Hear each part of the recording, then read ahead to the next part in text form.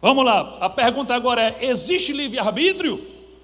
Podemos livremente escolher aceitar ou rejeitar Jesus?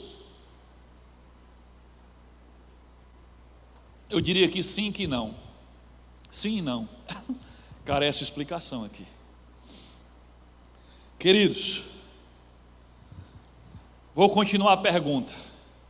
Mesmo no estado espiritual que os seres humanos se encontram, ou seja, no estado caído, depravado no pecado, mergulhado na escuridão, mesmo assim, você acha que os seres humanos podem desejar Deus, escolher Jesus Cristo como Senhor de suas vidas, tomar a iniciativa para a salvação?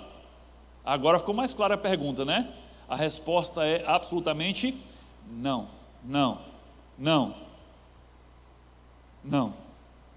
No estado espiritual em que a humanidade se encontra, ela não tem como tomar a iniciativa de buscar a Deus, ela não tem como querer Deus, ela não tem como desejar Deus. Quando o homem escolheu pecar, lá em Adão, ele foi separado de Deus, ele mergulhou nas trevas profundas, ele foi escravizado pelo mal, perdendo assim a sua capacidade de dizer não para o pecado.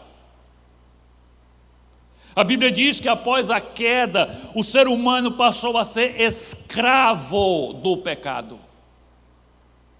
João 8, 32, 34, Jesus diz assim, você conhece esse versículo, o início dele diz: e conhecerão a verdade, e a verdade vos libertará.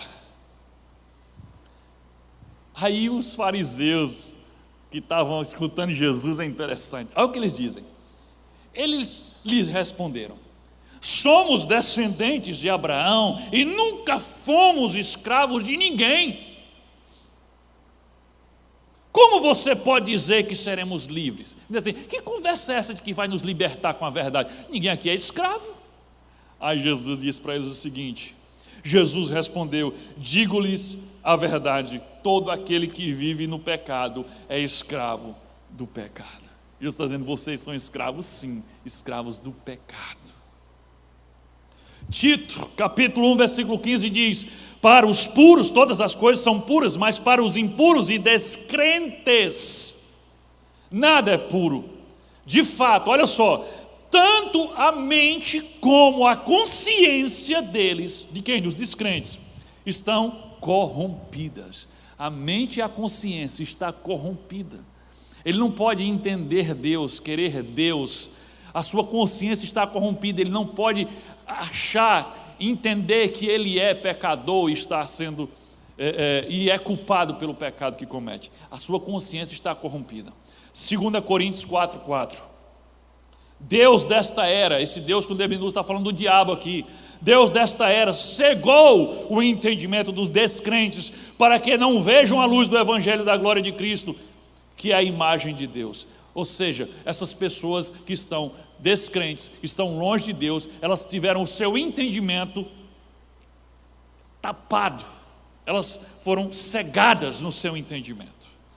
Tem até uma imagem que eu queria que você colocasse, que em outras palavras, o ser humano em seu estado caído é escravo do pecado, está com os pés e as mãos acorrentadas, espiritualmente cego e surdo. O ser humano em seu estado caído, como a Bíblia descreve, ele perdeu a sua capacidade de enxergar a Deus. Ele perdeu a sua capacidade de querer Deus. Ele perdeu a sua capacidade de ser atraído por Deus. Ele perdeu a capacidade de correr para Deus. Lembra de Adão? Quando ele peca, o que é que ele faz depois? Ele foge de Deus, ele não corre para Deus, ele corre de Deus, ele se esconde de Deus, a presença de Deus lhe causa incômodo, lhe causa vergonha, vexame, então ele foge de Deus. É isso que o pecado faz com todos os seres humanos.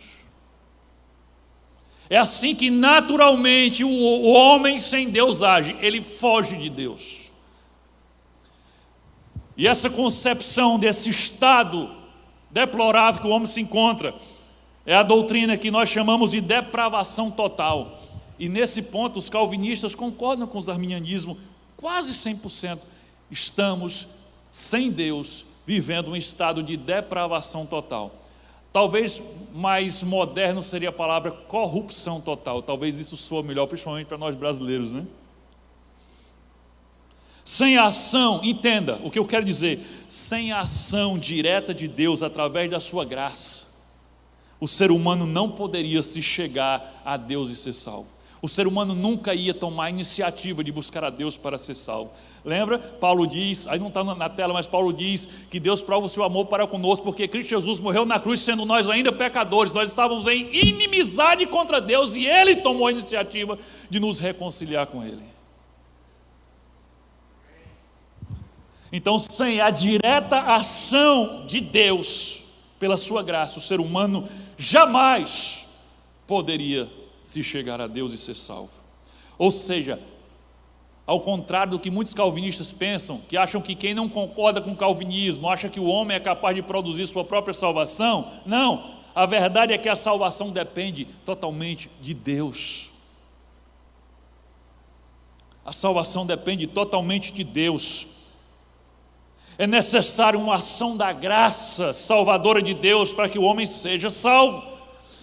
Porém, os calvinistas dizem que Deus, então, olha para o homem depravado, corrompido no pecado, cego, surdo, acorrentado pelo pecado, e aí ele escolhe apenas alguns entre tantos para derramar sobre eles a sua graça e salvar coercitivamente, ou seja, na marra, aqueles que ele escolher. Ou seja, na visão calvinista, depois que Deus derrama a sua graça sobre alguém, e os seus olhos espirituais são abertos, e ele enxerga Deus, esse alguém não consegue, não pode dizer não para Deus, ele vai ter que vir, porque Deus determinou e acabou-se. Eles chamam isso de graça irresistível. Você deve ter ouvido falar muito isso, porque na Reforma Protestante, que estamos comemorando, né, dia 31 de outubro, é muito comum você ouvir sobre a Reforma Protestante só por uma ótica calvinista, como se a Reforma Protestante fosse uma coisa calvinista.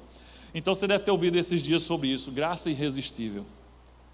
Ou seja, todo aquele que é tocado pela graça de Deus na concepção calvinista, vai ser salvo, porque ele não tem como dizer não. Afinal de contas, você lembra, no calvinismo o homem não tem poder de escolher nada. Agora, se a graça é irresistível, por que poucos são salvos? A lógica é, segundo o calvinismo, porque Deus só derrama a sua graça salvadora e irresistível sobre alguns poucos privilegiados que são chamados de predestinados. O restante que se danem, literalmente, se danem, vão para o inferno. Para o arminianismo, a salvação também só é possível por meio da graça de Deus e pela iniciativa de Deus através da sua graça e do Espírito Santo, mas essa graça, ela não é irresistível. Deus não arrasta as pessoas para a salvação, Ele atrai essas pessoas amorosamente. E também essa graça não é derramada apenas sobre alguns poucos privilegiados chamados de predestinados, não. Essa graça salvadora tem justamente a função de abrir os olhos, destapar os ouvidos, soltar as correntes e devolver a capacidade ao homem de escolher livremente. E essa graça o arminianismo chama de graça preveniente, tem na tela, graça preveniente, ou mais simples, graça preparatória. Uma graça que vem antes da salvação, que é uma graça que capacita você para escolher Jesus ou rejeitá-lo, mas você estará livre das amarras que o pecado colocou sobre você. Através dessa graça preparatória, o arbítrio, a vontade do homem é liberta, para dar a ele novamente a possibilidade de dizer sim para Deus e não para o pecado. Próxima tela, a graça preparatória é realizada pelo Espírito Santo através da proclamação do Evangelho. Quando é que Deus derrama essa graça preveniente, preparatória sobre o pecador? e o capacita a enxergar novamente a Deus e o liberta de forma que ele possa escolher a Jesus Cristo, através da proclamação do Evangelho. Está acompanhando? Através da proclamação do Evangelho. Quando alguém escuta o Evangelho, o Espírito Santo age nele de forma que, pela graça de Deus, o seu arbítrio é restaurado, as trevas que o envolvem se dissipam, os seus olhos espirituais se abrem, os seus ouvidos espirituais são destapados, as correntes em suas mãos e em seus pés caem por terra, e ele é capacitado a enxergar o amor de Deus, a ouvir a voz de Deus e a correr para Deus se ele quiser. O diabo não pode impedi-lo, não pode segurá-lo, porque a graça de Deus o capacitou para a salvação. Olha o que diz Martinho Lutero, já que estamos na época da Reforma Protestante. Olha o que diz Martinho Lutero. Ele diz: eu creio que por minha própria razão ou força não posso crer em Jesus Cristo, meu Salvador, nem vi a Ele, mas o Espírito Santo me chamou pelo Evangelho, me iluminou com seus dons, me santificou e me conservou na verdadeira fé. Exatamente isso. Eu não poderia vir a Deus por minhas próprias forças. O pecado me acorrentou, o pecado me aprisionou, o pecado me cegou, o pecado me tornou surdo, cego, louco. Mas Deus tomou a iniciativa, Ele me amou primeiro, Ele enviou seu Filho Jesus para pagar a dívida do meu pecado, e Ele derramou a sua graça preveniente pelo Espírito Santo, através da pregação do Evangelho. Os meus olhos se abriram, as trevas se dissiparam, eu pude enxergar Deus, eu pude ouvir a sua voz, eu pude ouvir o seu chamado, eu pude desejar a Ele, as correntes caíram e eu pude correr para Ele, porque Ele me capacitou para que eu pudesse dizer sim para Ele e não para o pecado novamente. Romanos capítulo 1, versículo 16. Não me envergonhe do Evangelho, Paulo diz, porque é poder de Deus para a salvação de todo aquele que crê, primeiro do judeu e depois do grego. Esse é o Evangelho, o poder do Evangelho, é ele que abre os olhos espirituais dos homens, não somente dos predestinados, mas de todos. Romanos 10, 13, 14 e 17, porque todo aquele que invocar o nome do Senhor será salvo. Como, pois, invocarão aquele em quem não creram? E como crerão naquele de quem não ouviram falar? Como ouvirão se não houver quem pregue? Consequentemente, olha só o que vai dizer agora, olha só o que Paulo vai dizer agora: a fé vem pelo ouvir a mensagem, e a mensagem é ouvida mediante a palavra de Cristo. A fé é pelo ouvir, é ouvir a palavra de Deus. Há poder na proclamação da palavra de Deus, há poder na proclamação do Evangelho. É um poder espiritual capaz de abrir os olhos das pessoas que estão cegas espiritualmente. Por isso que Paulo diz: eu não me envergonho desse Evangelho, parece loucura para o homem perdido, mas ele tem poder para salvar. Pensa comigo, a mensagem do Evangelho parece loucura mesmo. Você vai chegar para alguém que não está nem aí com nada, que está vivendo na bagaça, que está vivendo mergulhado no pecado. Você chega para ele: ei, Deus amou o mundo e mandou o Filho dele para morrer numa cruz há 2000 anos atrás para salvar. Isso é loucura! Como é que uma pessoa que não estava nem aí para Deus, de repente escuta essa mensagem e se quebranta todinho e se entrega para Ele? Porque algo sobrenatural acontece. As trevas se dissipam, as correntes caem, os olhos se abrem, e aí eles podem novamente escolher.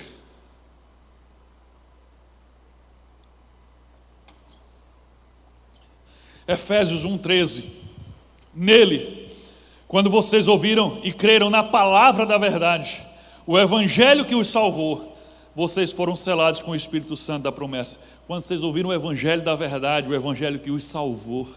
2 Timóteo 1, 9 e 11, que nos salvou e nos chamou com santa vocação, não em virtude das nossas obras, não, mas por causa da sua própria determinação e graça. Esta graça nos foi dada em Cristo Jesus desde os tempos eternos, sendo agora revelada pela manifestação de nosso Salvador, Cristo Jesus. Ele tornou inoperante a morte. Sabe a morte que dominava você? Sabe a morte que o incapacitava a buscar a Deus? Sabe a morte que o incapacitava a dizer sim para Ele? Jesus tornou essa morte inoperante sobre você e trouxe a luz à vida e à imortalidade. Por meio de quê? De quê, irmãos? Do Evangelho. Ele diz, deste Evangelho, Paulo ficava orgulhoso, ele já disse, eu não me envergonho, ele agora diz assim, deste Evangelho fui constituído pregador, apóstolo e mestre. É o orgulho que ele tem. Claro, ele é pregador de um Evangelho que tem poder para salvar aquele que crê. Aí você pode me perguntar, se o arbítrio é restaurado, ou seja, a vontade do homem, a liberdade é restaurada e a pessoa é capacitada a dizer sim para Deus e não para o pecado, por que a maioria, ao ser exposta ao Evangelho, prefere dizer não? Entenda uma coisa, Deus restaura a capacidade de escolher livremente, com a ação da graça pelo Evangelho.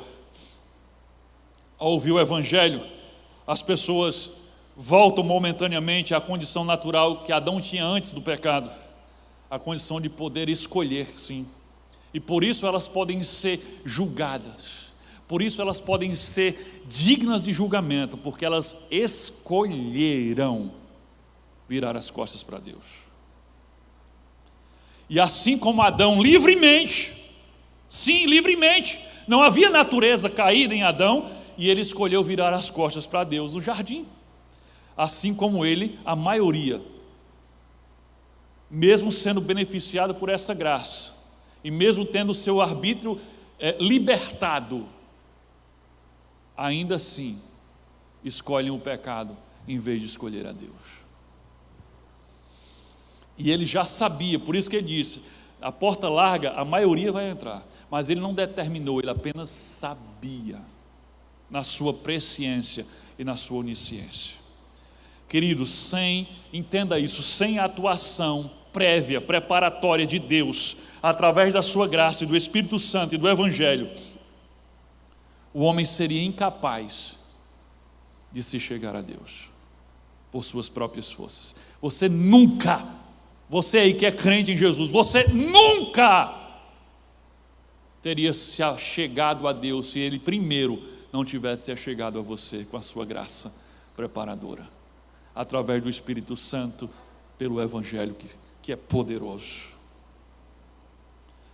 O próximo na tela diz o seguinte: a graça preparatória, essa graça preveniente, ela é geral, ela é para todos, e não como os calvinistas dizem, é uma graça restrita, limitada, apenas para alguns. Essa graça preparatória não é uma exclusividade para um grupo de predestinados, ela é para todos e alcança todos. Romanos 5,18. Portanto, assim como por uma só ofensa veio o juízo sobre todos os seres humanos para a condenação, assim também por um só ato de justiça, que foi a morte de Cristo, veio a graça sobre quantas pessoas? Sobre todos, para a justificação que dá a vida. É a lógica, por causa de um único homem que é Adão, por causa do pecado de Adão, todos nós fomos jogados na lama do pecado e cegos, por causa de um único ato de justiça, de um único homem, Jesus Cristo, todos nós podemos ter a graça de ter a nossa visão espiritual restabelecida para podermos enxergar Deus e escolher se o queremos ou não. João 1,9, estava chegando ao mundo a verdadeira luz, está falando de Jesus, luz que ilumina todos os homens, não apenas os predestinados. Essa luz, ela vem para iluminar todos os homens. Tito capítulo 2, versículo 11 e 12. Porque a graça de Deus se manifestou salvadora a todos os homens. Não é claro isso? A graça de Deus se manifestou salvadora a todos os homens. Ela nos ensina a renunciar à impiedade, às paixões mundanas e a viver de maneira sensata, justa e piedosa nessa era presente. A graça salvadora se manifestou a todos os homens. Não está dizendo que todos os homens foram salvos, mas essa graça que capacita o homem para a salvação foi dada a todos. Se essa graça salvadora não estiver disponível para todos através do Evangelho, por que a ordem de pregar o Evangelho a todas as pessoas do mundo? Que faça essa? Mateus 16,15, disse-lhes, Jesus disse, vão pelo mundo todo e preguem o Evangelho a todas as pessoas. Se a graça salvadora não está disponível para todas as pessoas, por que Ele manda pregar o Evangelho para todas as pessoas? Se a graça salvadora não está disponível para todas as pessoas, o que fazer com a afirmação de que Jesus é o Salvador de todos os homens? 1 Timóteo capítulo 4, versículo 10 diz assim, se trabalhamos e lutamos, é porque temos colocado a nossa esperança no Deus vivo, o Salvador de todos os homens, especialmente dos que creem. Aí você diz, está vendo aí? Especialmente dos que creem. Claro. O que ele está dizendo aqui? É que Deus se apresenta, se posta, se coloca como Salvador de todos os homens. Ou seja, a todos é dado a oportunidade de salvação, mas só são salvos quem? Aqueles que creem. Isso está claro desde o início. Isso não é surpresa para ninguém. Mas a oportunidade é dada a todos os homens. O Evangelho, queridos, é um chamado universal e não um chamado seletivo. Deus ordena a todos os seres humanos a virem a Ele, a se arrependerem dos seus pecados, a receberem Jesus como seu Senhor. A todos Ele ordena isso. Mateus 11, 28, de novo, já lemos esse texto hoje, mas vamos ler mais uma vez. Jesus disse, venham a mim, todos os que estão cansados, sobrecarregados, e eu lhes darei descanso. Esse chamado universal para a salvação só faz sentido se a salvação de fato estiver disponível, se for possível, para todos os que estiverem cansados. Queridos, não esqueça, sem uma ação prévia, preparatória do Espírito Santo, abrindo nossos olhos espirituais, destapando os nossos ouvidos, desacorrentando os nossos corações, nós nunca seríamos capazes de dizer sim para Jesus. E Ele dá a todos, sem distinção, a oportunidade de salvação. Amém? Que Deus nos abençoe em nome de Jesus Cristo.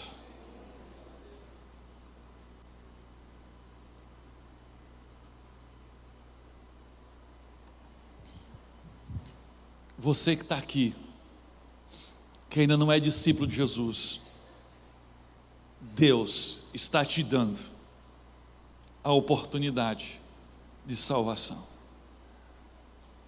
Se você que está aqui, você ouviu a palavra de Deus, ela fez sentido para você, o seu coração ardeu quando você ouvia esse evangelho sendo pregado. Sabe o que aconteceu? As trevas que envolviam você foram dissipadas. Os seus olhos espirituais que estavam fechados pelo pecado foram abertos pelo Espírito Santo. Os seus ouvidos que estavam tapados foram abertos. Os seus pés que estavam acorrentados foram soltos. E sabe o que você tem agora? Você tem a oportunidade dada por Deus de escolher se você quer correr para Ele ou se você quer correr para longe dEle. Essa oportunidade está sendo dada a você pela graça de Deus, pelo Espírito Santo de Deus, através do Evangelho do Senhor Jesus Cristo, que tem poder para salvar todo aquele que nele crê. A decisão agora é sua, querido. Você quer entregar sua vida a Jesus, você quer correr para Deus, Você quer receber Jesus como o Senhor da sua vida? Em Apocalipse 3:20 ele diz: eis que estou à porta e bato, e se alguém abrir a porta. Por que ele diria que se alguém abrir a porta, se você não pode escolher abrir a porta? É claro que você pode escolher abrir a porta. Se alguém abrir a porta, ele diz: eu entrarei, eu vou entrar na sua vida. Então abra essa porta para o Senhor, receba Jesus como o Senhor da sua vida. Deixe Ele reinar sobre você.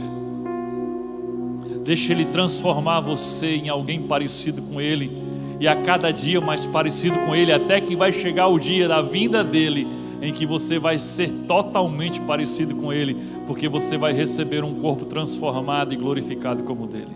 Como Paulo disse, que se você estiver em Cristo, você vai ser escolhido porque está em Cristo, e consequentemente você vai ser predestinado a receber um corpo transformado e glorificado. Você quer isso para a sua vida? Então você pode abrir essa porta através de uma oração, em que você reconhece que é pecador. Você pede perdão a Deus pelos seus pecados. Você é lavado pelo sangue de Jesus que foi derramado na cruz. Você é recebido como filho de Deus, e você é selado com o Espírito Santo da promessa, como Paulo falou. Você quer isso para a sua vida? Eu não estou falando sobre ser membro da Igreja Batista, estou falando sobre ser discípulo de Jesus. Se você quer isso para a sua vida, você nunca fez uma oração assim? Você quer fazer isso agora? Quer abrir essa porta? Feche seus olhos onde você está. Tanto você que está aqui como você que está em casa. Se você quer entregar a sua vida a Jesus, recebê-lo como seu Senhor, se você quer aproveitar a oportunidade em que está com o seu arbítrio restaurado para escolher, você hoje é capaz de dizer sim para Deus e não para o pecado, porque o Espírito Santo te capacitou, porque Ele te escolheu primeiro em Cristo. Você precisa estar em Cristo. Então ore, diga assim: Senhor Deus, em nome de Jesus, eu reconheço que eu sou pecador. Eu reconheço que eu preciso do Teu perdão, da Tua graça e da Tua misericórdia. Em nome de Jesus Cristo, perdoa os meus pecados, me lava com o sangue do Teu Filho Jesus, me purifica, me justifica e me santifica. Diga assim: Senhor Jesus, hoje eu pude ouvir a Tua voz. Hoje eu pude sentir o Senhor bater aqui na porta da minha vida.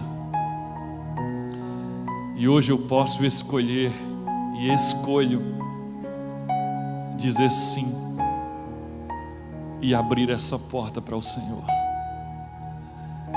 Entra na minha vida, seja o meu Senhor, reine sobre mim e me transforma de dentro para fora,